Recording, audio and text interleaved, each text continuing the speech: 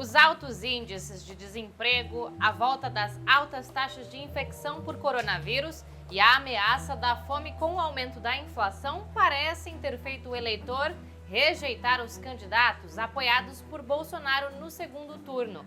Na entrevista central, a cientista política Marina Lacerda avalia o impacto dos resultados da eleição para a onda conservadora vivida no Brasil.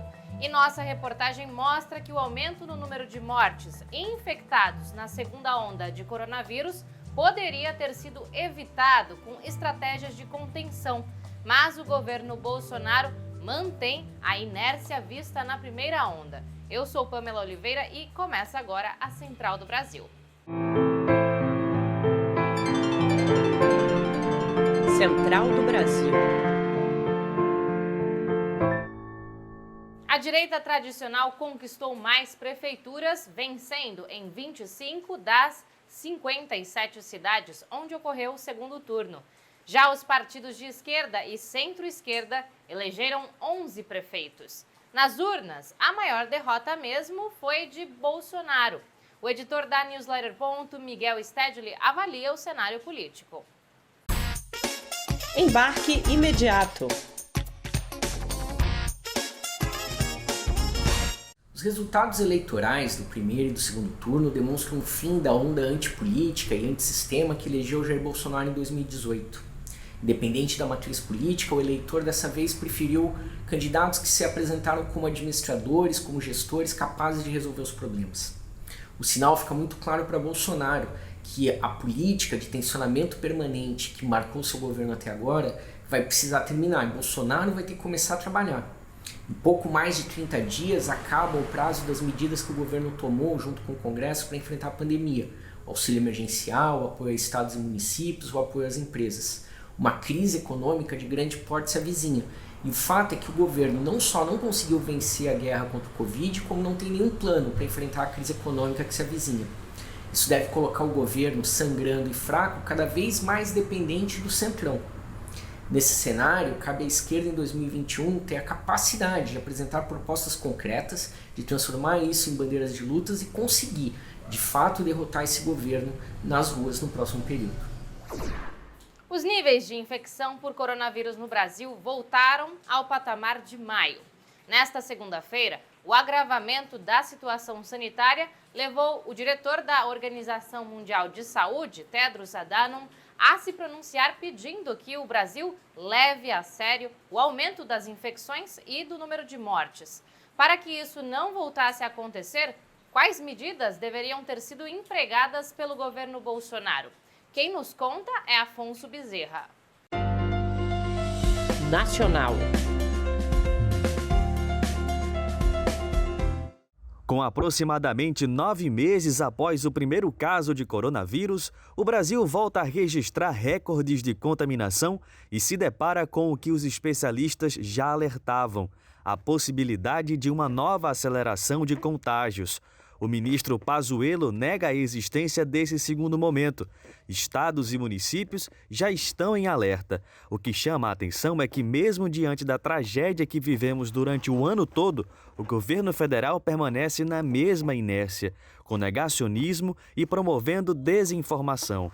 Especialistas apontam que, diante desse crescimento de contágios, ainda faltam coordenação, rastreamento eficiente e forte política de prevenção, como analisa o advogado sanitarista Tiago Campos. Nesse caso específico dessa segunda onda, esses sinais estavam dados, o governo federal estava ciente do que viria e poderia ter adotado mecanismos simples, como fechamento das fronteiras, ou testagem em massa daqueles que ingressassem no país, ou ainda ampliação da comunicação com a população para que houvesse a adoção das medidas de precaução e de prevenção do contágio do coronavírus.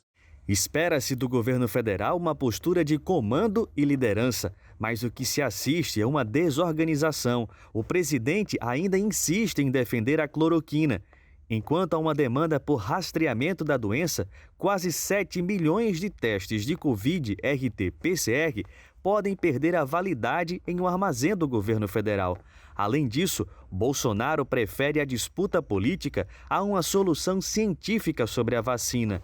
Lígia Giovanella, pesquisadora aposentada da Fiocruz, alerta para a importância de um plano nacional de imunização que já deveria estar pronto. A outra questão que é urgente, que tem que ser feita já, né, independente do recrudescimento ou não dos casos, é a questão de um plano nacional de imunização, que considere essa diversidade de vacinas que vão estar em algum tempo disponíveis. Hoje a dica da Parada Cultural é de uma autora que compõe o coletivo Mulherio das Letras, fundado para promover mulheres na cena literária brasileira. A sugestão é do poeta candango Vinícius Borba. Parada Cultural. Incandescente, recém-lançada aí pela grande poeta Eva Vilma, do Mato Grosso do Sul, figura especial, professora, sarauzeira também. E eu sou Vinícius Borba, poeta aqui do Distrito Federal, mas estou hoje apresentando Incandescente, que está sendo lançada aí nessa segunda edição da coleção Mulherio das Letras, lançada aí pela Editora Popular. Neste segundo turno, novamente foram registradas altas taxas de abstenção. Em São Paulo, no Rio de Janeiro e em Porto Alegre, a abstenção ficou acima de 30%. Apesar disso, a avaliação do Tribunal Superior Eleitoral tem sido de que o comparecimento às urnas foi expressivo, já que as eleições foram realizadas em meio à pandemia. Nayata Wani nos mostra um panorama dos resultados eleitorais. Trilhos do Brasil. 57 cidades brasileiras elegeram os prefeitos e vice-prefeitos no segundo turno. Em São Paulo, reelegeram para a prefeitura o candidato do PSDB, Bruno Covas. A administradora Vanessa Dutra comenta a escolha dos eleitores. Então, teria uma grande demanda desses eleitores, desses outros candidatos de direita, liberal, que iria para o Bruno Covas. Não acho que foi a aprovação da gestão passada. Eu acho realmente que a população de São Paulo, os paulistanos, não queriam arriscar, né, numa nova gestão. Já no Rio de Janeiro, o candidato do DEM, Eduardo Paes, foi eleito com 64,41% dos votos válidos. Ele exercerá o seu terceiro mandato na cidade. A cientista política Tainá Paulino conta o que esta vitória representa para a capital. Podemos esperar uma tentativa, né, de trazer de volta um período de mais investimento financeiro na nossa cidade, sem esquecer das contradições que são expressas de uma atuação desse prefeito, que já teve uma oposição. Em Fortaleza, Sarto Nogueira, do PDT, saiu vitorioso da disputa contra o capitão Wagner, candidato apoiado por Bolsonaro. A socióloga Joyce Martins comenta o resultado. O Sarto vai ter um governo de continuidade, né? Já era o candidato da situação, e acredito que um governo sem tantas dificuldades, porque ele segue tendo a maioria na Câmara. A derrota eleitoral de Jair Bolsonaro aponta para um enfraquecimento do discurso reacionário e fundamentalista. Mas na economia, a postura da direita ultraconservadora e da direita tradicional é a mesma: implementar uma política neoliberal de austeridade.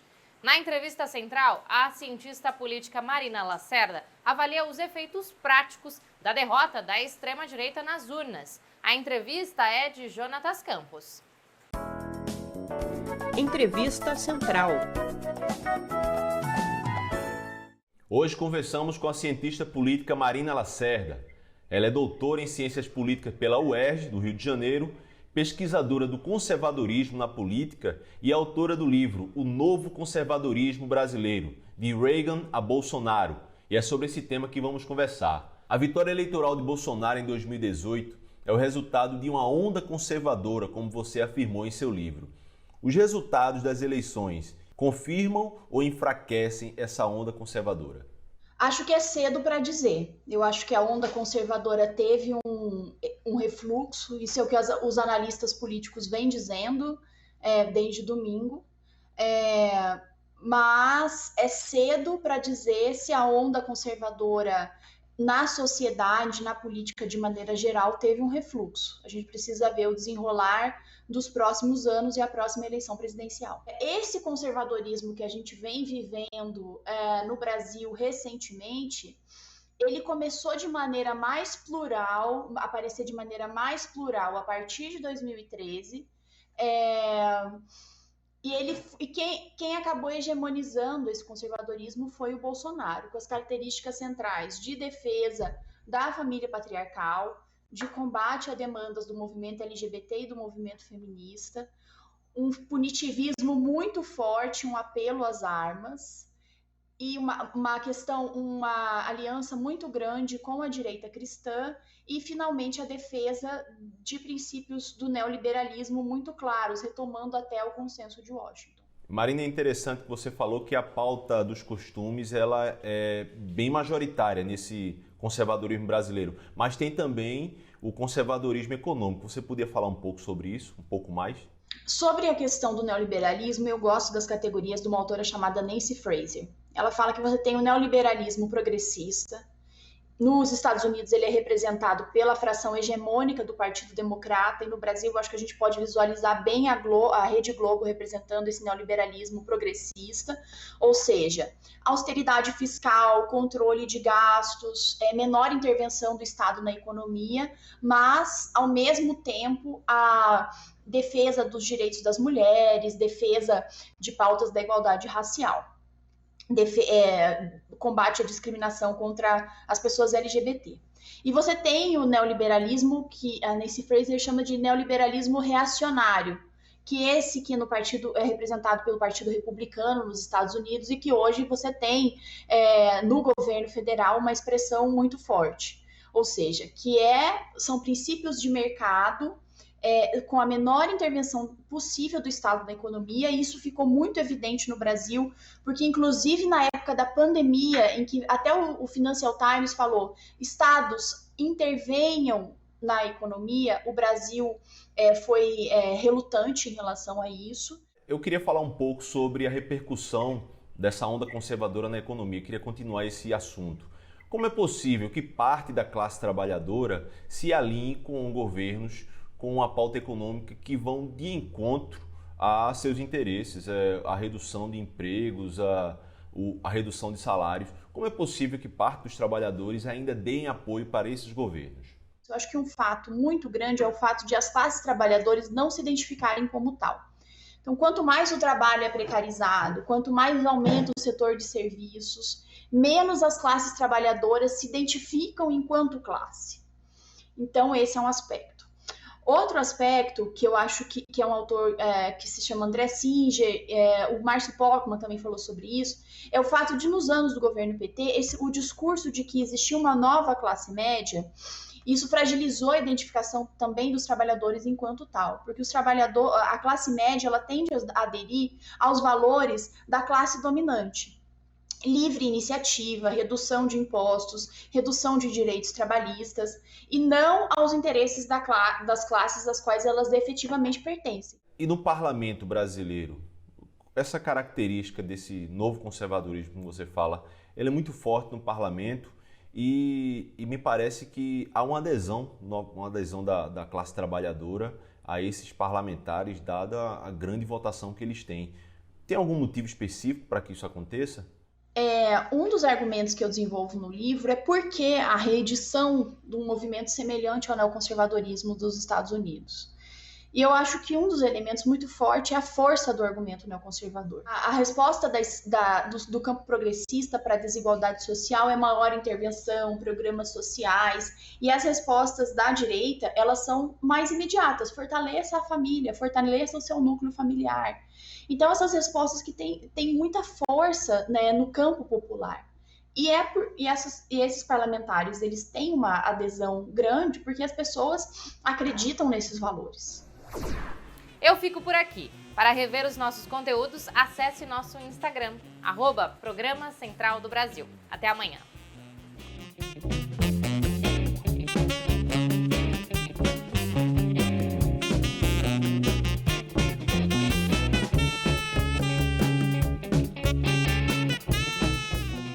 Central do Brasil, a rede de comunicação dos movimentos populares.